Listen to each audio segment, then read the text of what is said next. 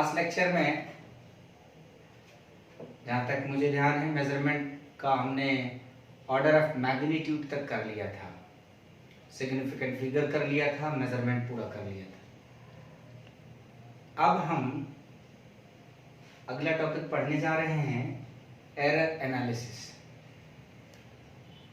Error analysis को start करें इससे पहले हम इसको क्यों पढ़ें इसको जान लें। हम मनुष्य हैं, मनुष्य का गलती करना स्वभाव है और मनुष्य का दूसरा स्वभाव होना चाहिए कि गलती करे तो स्वीकार करे। एरर एनालिसिस से मॉरल हमें सीखने को ये मिलेगा। आइए शुरू करते हैं एरर एनालिसिस। इसमें सबसे पहले हेडिंग है error. What is error? Error किसे कहेंगे? नॉर्मल लैंग्वेज में आप बोलोगे fault done by a person, done by an experimenter. जो एक्सपेरिमेंट कर रहा, वो जो फॉल्ट कर रहा, उसी को आप एरर कह सकते हैं। टेक्निकली इस टर्म को हम कहते हैं uncertainty in measurement. Uncertainty in measurement is called error. जो मेजरमेंट की अनसर्टेनिटी है उसी को हम क्या कह लेते हैं? एरर कहते हैं। On the basis of origin, on the basis of origin error may be of two type. Origin के बेसिस पे एरर दो तरीके की हो सकती है। सबसे पहला, ऐसी एरर जिसका रीजन हमें मालूम है, जिसका कारण हमें मालूम है, उस एरर को हम क्या कहते हैं? Systematic error. क्या कहते हैं? Systematic error. और दूसरा एरर है जिसका कारण हमें नहीं मालूम है बट एरर हो रही है, उसे हम कहते हैं रैंडम एरर। इस तरीके से ये एरर जो है दो तरीके का हुआ।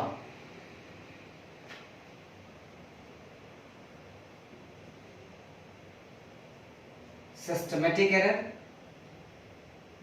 and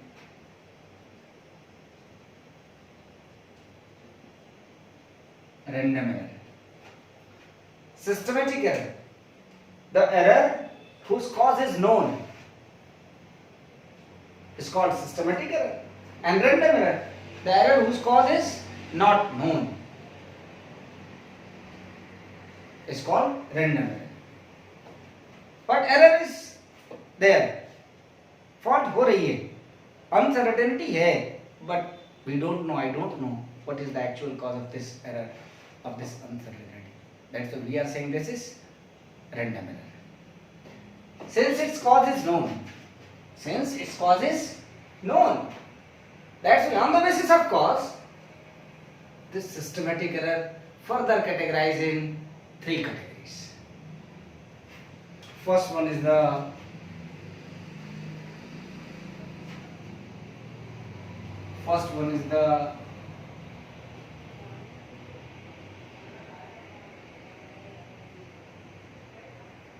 experimental error, and second one is the instrumental error,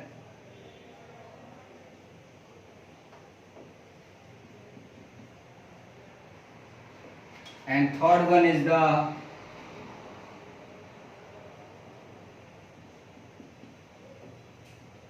personal error. बहुत ध्यान से समझिएगा, एक एक एग्जाम्पल लेकर के समझाते हैं। जैसे मान लो बच्चा, तेरा नाम दिव्यांशी, इनको हमने एक स्केल दे दिया। किसके लिए? ये स्केल हमने दिया कि लो बेटा दिव्यांशी, तुम जरा इस बोर्ड की लेंथ को मेजर करो, इस बोर्ड की लेंथ को मेजर करो। इन्होंने क्या शुरू कर दिया? इन्होंने उठाया, हमने इनको दिया था, हमने कहा this duster is of 6 centimetre, just measure its length. इन्होंने शुरू किया और कहा sir 1 2 3 4 5 6 and six continue. Last में इन्होंने बताया कि इतना सेंटीमीटर ही है। क्या कोई गड़बड़ी थी क्या इनके मेजरमेंट में? कोई एरर थी क्या? तो बिल्कुल थी। क्या एरर थी, ये यहां से ऐसे मेजर करते हुए ऐसे रखती, ये ऐसे रखती यहां से, इसको मेजर करते हुए ऐसे रखती, हर बार में इतना एक्स्ट्रा ले लेती, फिर ऐसे ऐसा क्यों कर रही थी, because she don't know the procedure of experiment. ये एक्सपेरिमेंट का प्रोसीजर नहीं जानते, ये एक्सपेरिमेंट का प्रोसीजर नहीं जानते, दैट्स व्हाई इनकी जो एरर है उसको हम क्या कहेंगे, एक्सपेरिमेंटल एरर कहेंगे। क्या कह दिया हमने इसको, एक्सपेरिमेंटल एरर कह दिया। बोलो बात समझ में आ गई। Means experimental error arises due to lack of experimentation procedure, means imperfection in experimentation। बढ़िया टेक्निकल टर्म दिया, imperfection in experiment, एनसीईआरटी ने इस टर्म को लिखा। दूसरा इंस्ट्रूमेंटल एरर, वर्चस्व को हमने मेजर करने के लिए दिया, वर्चस्व को हमने मेजर करने के लिए दिया, हमने कहा बेटा जरा एक ऐसे लाइन बनी हुई थी, हमने कहा जरा इस लाइन की लेंथ को मेजर करो, इन्होंने स्केल रखा, स्केल को यहां से उठाया ऐसे रख दिया, स्केल का ये 1 बना हुआ था, 0 था, यहाँ पर स्केल का ये 1 था, स्केल का यहाँ पे 2 था, और इसके बीच में 10 डिजिट 10 कैलिब्रेशन थे, 1 2 3 4 ऐसे बना हुआ था। अभी इनके पास में प्रॉब्लम है, ये 1.2 या 1.3 के बीच में फॉल्ट तो होगी, फॉल्ट तो होगी। रीजन नहीं मालूम है, क्या नहीं मालूम है कि ये एक्सपेरिमेंट जो कर रहा, जो इंस्ट्रूमेंट है ना, इस इंस्ट्रूमेंट का कैलिब्रेशन अगर यहां पे भी बीच में 10 होता तो हो सकता है कि सेट बैठ जाता। ये एरर किसकी वजह से अराइज हुई, इम्परफेक्शन इन इंस्ट्रूमेंट, इंस्ट्रूमेंट ही इम्परफेक्ट है, that's why this error is called instrumental error, that's why this error is called instrumental error. ऐसी एरर को हम क्या कह देते हैं, इंस्ट्रूमेंटल एरर कह देते हैं। The next one is personal error. हमने यही मेजरमेंट श्रेया को दिया मेजर करने को, हमने कहा जरा श्रेया मुंशीपुलिया से लेकर के और मुंशीपुलिया मेट्रो स्टेशन तक की लेंथ को मेजर करो। हमने इनको एक स्केल पकड़ा दिया 1 मीटर की, हमने कहा जरा बेटा मेजर करो। ये मेजर करते हुए आ रही थी, फल वाली दुकान के पास पहुंची थी, तब तक इनका एक फोन आ गया, ये बातचीत करने लगी। ये 236 मीटर तक पहुंची थी, 236 स्केल मेजर कर चुकी थी, ये बातचीत करने लगी और भूल गई कहां पहुंचे थे। इन्हें ध्यान है 236, लेकिन ये थोड़ा टहल गई, लेकिन इन्हें ये ध्यान था हाँ यहीं कहीं थे, तो टेंटेटिवली इन्होंने कुछ मान लिया, हाँ यहां तक पहुंचे थे, कौन जाए फिर से 236 मेजरमेंट करने, यहीं से स्टार्ट कर लिया। You know she is doing a fault, ये फॉल्ट कर रही हैं, वो किसकी वजह से हो रहा है, personal carelessness. This error arises due to personal carelessness, arises due to, इसका कॉज क्या हुआ, arises due to carelessness,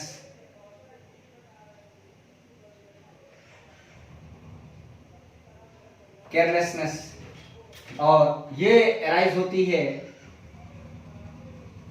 arises due to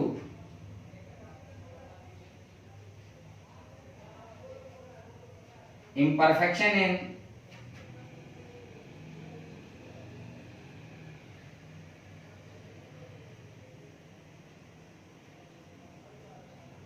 instrument. Instrument में इम्परफेक्शन की वजह से ये एरर अराइज होती है, इस वजह से इसको हम क्या कह देते हैं, इंस्ट्रूमेंटल एरर कहते हैं। और ये अराइज होती है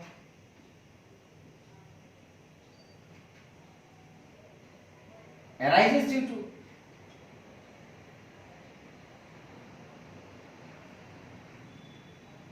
imperfection in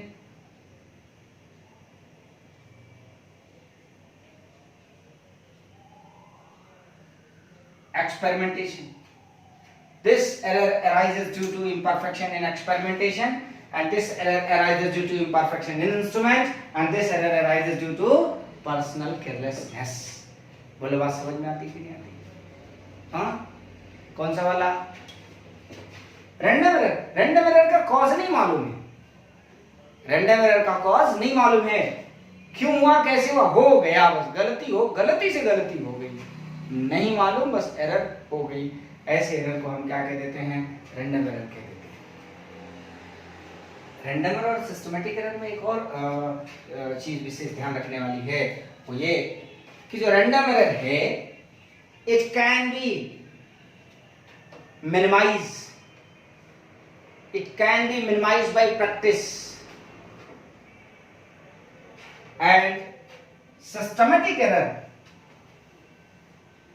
can be minimized by improvement.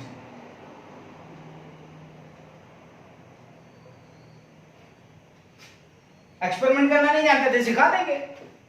Instrument गड़बड़ था, सही कर लेंगे। बंदा केयरलेस था, अटेंटिव बना लेंगे, मिनिमाइज होगा। Error can not be error can not be remove, can be minimise.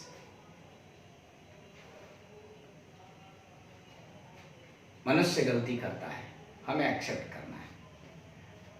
Systematic error है, जैसे मान लेते हैं, हाँ भाई साहब बताए उन्होंने, सुट्टा लगाते हैं, सिगरेट पी लिया, मान लेते हैं, एरर हो गई ना, लाइफ की एरर है, सिस्टमैटिक एरर है।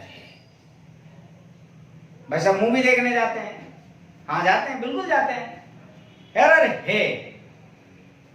हॉल जाते हैं, मूवी देखने जाते हैं, एरर है, मालूम है, पढ़ाई में बाधा है, सिस्टमैटिक एरर है, रिमूव करेगा, मालूम हो गया।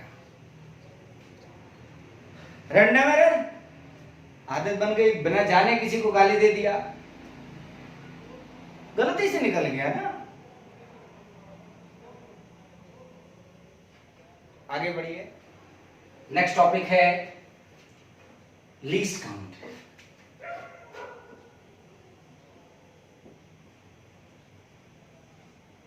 Least count, minimum possible measurement by an instrument is called least count of that instrument.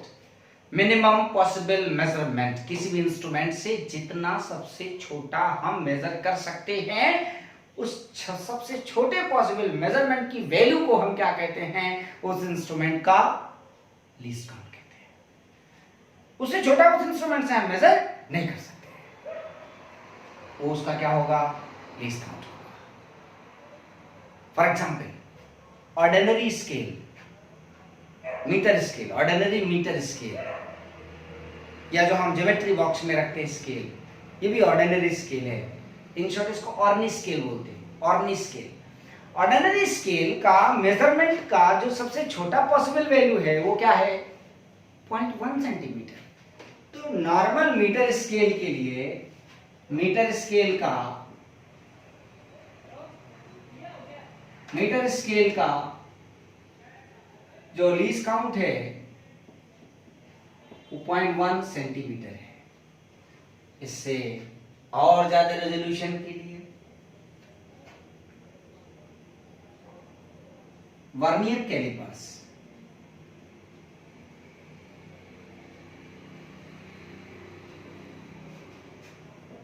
Vernier callipers का लीस्ट काउंट, इसी में एक जीरो लगा करके 0.01 सेंटीमीटर। स्क्रू गाज,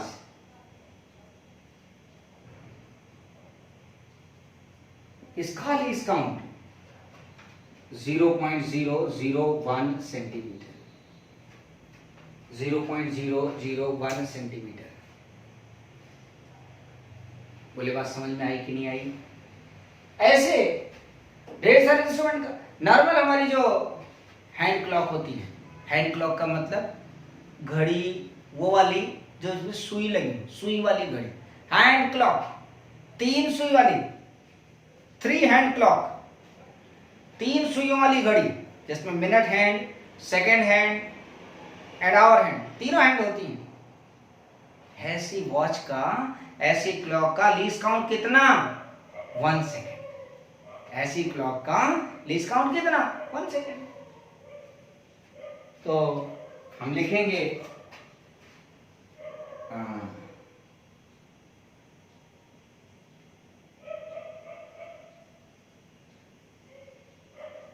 3 hand clock, least count 1 second. ध्यान रहना चाहिए। अब ये तो डिफरेंट डिफरेंट इंस्ट्रूमेंट का हमने डिफरेंट डिफरेंट क्या जान लिया, लीस्ट काउंट जान लिया। लेकिन अगर इंस्ट्रूमेंट ना गिवन हो, हम लीस्ट काउंट तब कैसे डिसाइड करते हैं, मेजरमेंट गिवन हो। जरा ध्यान से देखिएगा। For whole number measurement,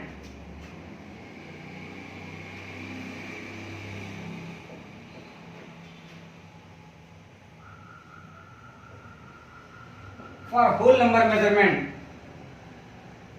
without any flexibility,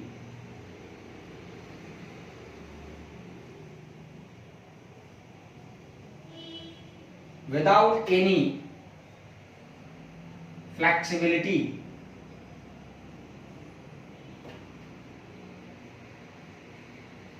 least count is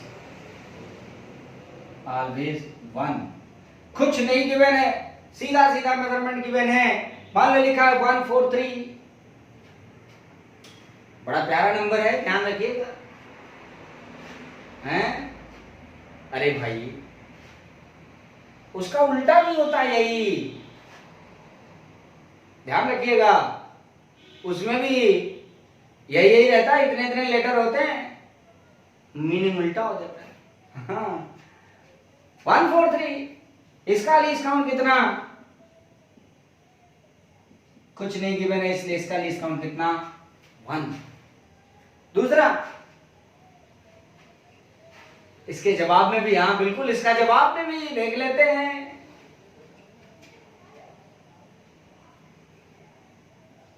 433, हाँ, इसका भी लीस्ट काउंट कितना, 1। 1000, 4000 लिख उठा, इसका भी लीस्ट काउंट कितना, 1। कोई भी मेजरमेंट हो, कोई भी मेजरमेंट हो, जो होल नंबर मेजरमेंट हो, कोई फ्लेक्सिबिलिटी न गिवन हो, तो उसका लीस्ट काउंट हमेशा कितना होगा, 1। अगला है फॉर फ्रैक्शनल नंबर और डेसिमल नंबर मेजरमेंट। ध्यान से देखिए। फॉर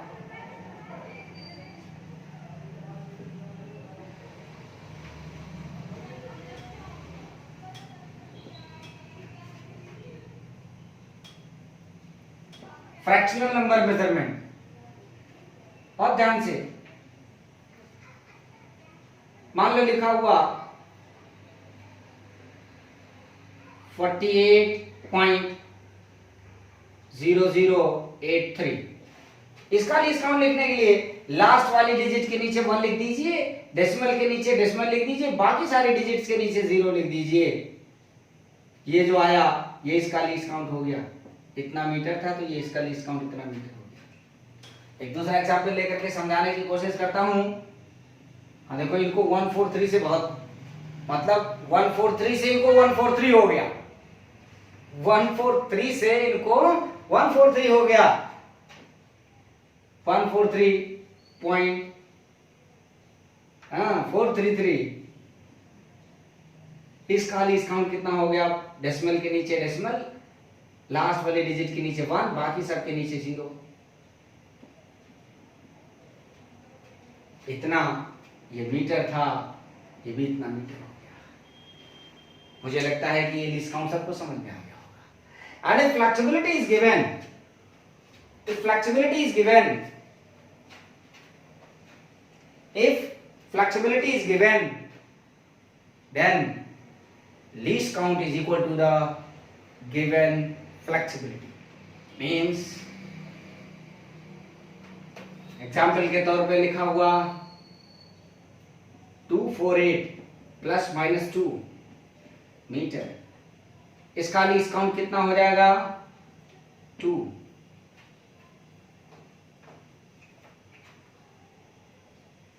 8.324 प्लस माइनस 0.2, इसका लीस्ट काउंट कितना हो जाएगा,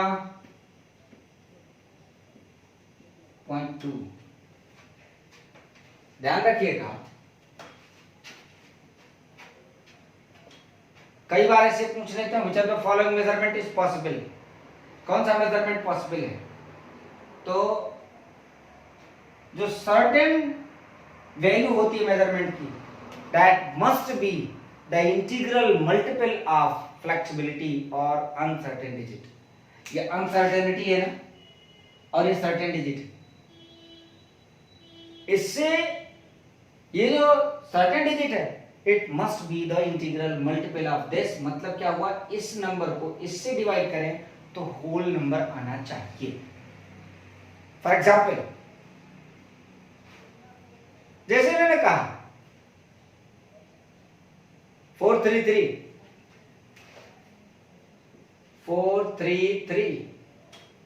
मैंने कहा प्लस माइनस 2, क्या ये पॉसिबल है? तो जरा करके देखो, वैसे दिख रहा है लास्ट में 3 है, कभी 2 के टेबल में 3 नहीं आएगा लास्ट में, इसलिए ये मेजरमेंट पॉसिबल नहीं है। क्यों नहीं पॉसिबल है?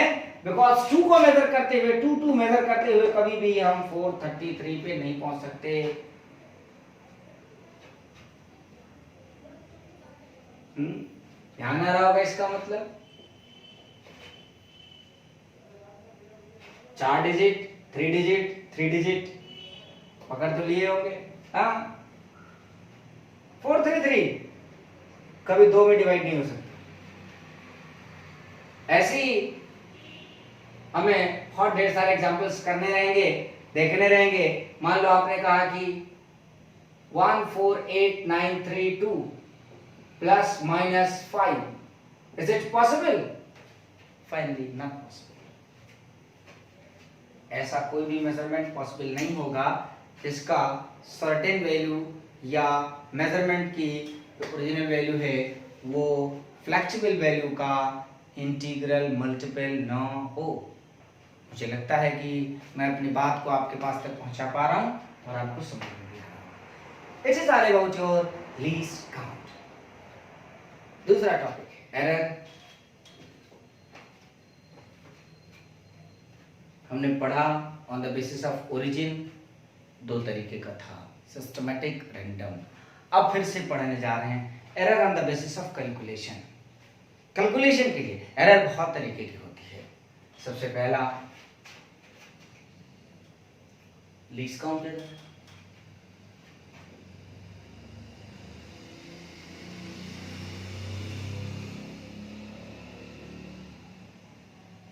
Least count error.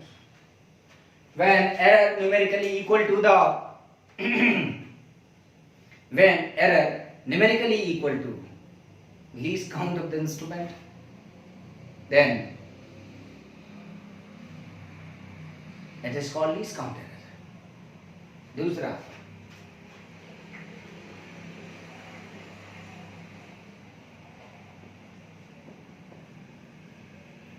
Absolute error. Absolute error क्या होता है? Absolute error, the actual numerical difference between measured value and standard value. The actual numerical difference between measured value and standard value is called absolute error, and commonly it is taken for single measurement. For example, let its length is given at 6 centimeter and Pavo ने major किया इसकी length को 5.8 centimetre. Standard value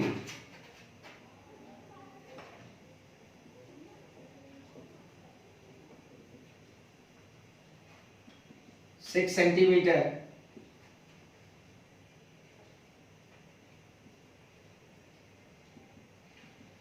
.8 centimetre, तो absolute error क्या हो जाएगा?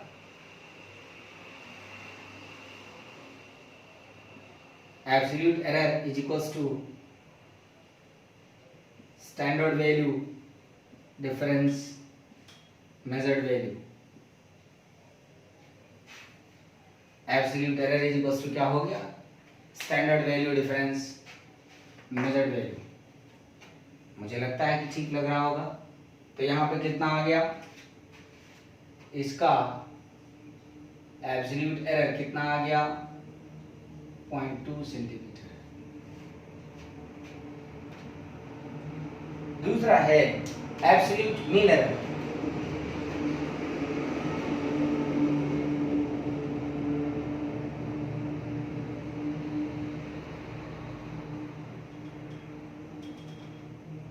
Absolute mean error. This is algebraic mean. This is algebraic mean of several absolute errors. कोई measurement आपने लिया, उसके स्टैंडर्ड को फाइंड करने के लिए आपने ढेर सारा मेजरमेंट किया। मान लेते हैं पहला आपका मेजरमेंट क्या था x1, दूसरा क्या था x2, तीसरा क्या था x3, चौथा क्या था x4, और फिर आपने क्या किया, इन चारों का एवरेज निकाला तो x मीन या x स्टैंडर्ड बोल देते हैं। ये कितना आएगा,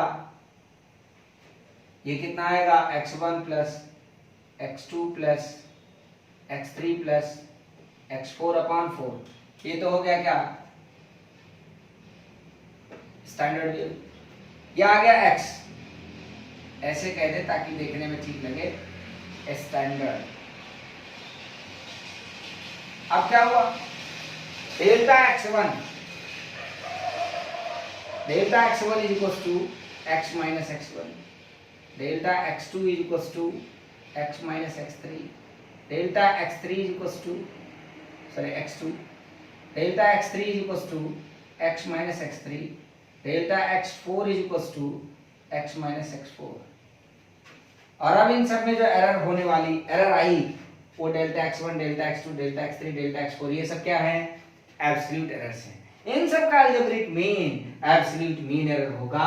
और हम लोग ऐसे लिखेंगे डेल्टा x, किसी चीज का मीन निकालना हो तो उसको हम कोनिकल ब्रैकेट में रख देते हैं, यानी यहां से क्या हो जाएगा delta x1 plus delta x2 plus delta x3 upon क्या हो गया 3, ऐसे और होते तो अपॉन n लिख देते हैं। मुझे लगता है कि आपको समझ में आया होगा। ये क्या था, एब्सोल्यूट मीन एरर। अगला है फ्रैक्शनल एरर और रिलेटिव एरर। इसी से लग रहा है रेशियो किसका, fractional error is equals to delta x upon x। Important बात है, ध्यान रखिएगा। अब इसमें डेल्टा x क्या और x क्या है, अलग अलग सिचुएशन में अलग अलग। सिंगल मेजरमेंट गिवन है, कुछ भी नहीं गिवन है, तो डेल्टा x लीस्ट काउंट होगा और x उसका मेजर्ड वैल्यू होगा। जैसे मान लो हमने कहा इस बोर्ड की जरा, इस बेंच की जरा लेंथ मेजर करो, तो बेंच जी ने मेजर करके हमको बताया कि सर इसकी लेंथ कितनी आई है, इसकी लेंथ आई है 5.8 फीट। अब इसका लीस्ट काउंट कितना हो गया, इसका लीस्ट काउंट हो गया कितना 0.1 फीट। हमने पूछा अब जरा इसका एरर बताओ रिलेटिव, तो आपने कहा कि सर इसका एरर कितना होगा, इस रूल से fractional error is equal to क्या हो जाएगा 0.1 अपॉन 5.8। लेकिन यहीं पर अगर ये जो डेल्टा x है ना, डेल्टा x एब्सोल्यूट एरर होगा, मतलब हमें गिवन था कि इसकी लेंथ होती है, लेंथ कितनी 6 फीट, हमने स्टैंडर्ड लिखा था 6 फीट, और भाई साहब जब ने कहा इसकी लेंथ मेजर करो, तो उन्होंने मेजर करके बताया कि सर इसकी लेंथ कितनी है 5.8 फीट है, तो स्टैंडर्ड वैल्यू कितनी थी 6 फीट, मेजर्ड वैल्यू कितनी थी 5.8 फीट। तो एब्सोल्यूट एरर कितना आ जाएगा, एब्सोल्यूट एरर कितना हो गया 0.2 फीट, ये एब्सोल्यूट एरर है। और जब एब्सोल्यूट एरर मिल गया तो 0.2/6, यानी कि यहां पर fractional error is equal to क्या हो गया 0.2/6। मतलब क्या हुआ कि अगर ये डेल्टा x क्या है एब्सोल्यूट एरर है, डेल्टा x क्या एब्सोल्यूट एरर है, तो जो x होगा वो क्या होगा standard value. Absolute mean error होता है, ढेर सारी वैल्यूज होती तब भी वहां पर वही रहता। तो ये ध्यान रखने वाली बात है, ये अलग अलग केस, लेकिन फार्मूला तो वही रहेगा डेल्टा x अपॉन x। ये था आपका फ्रैक्शनल एरर। दूसरा है परसेंटेज एरर।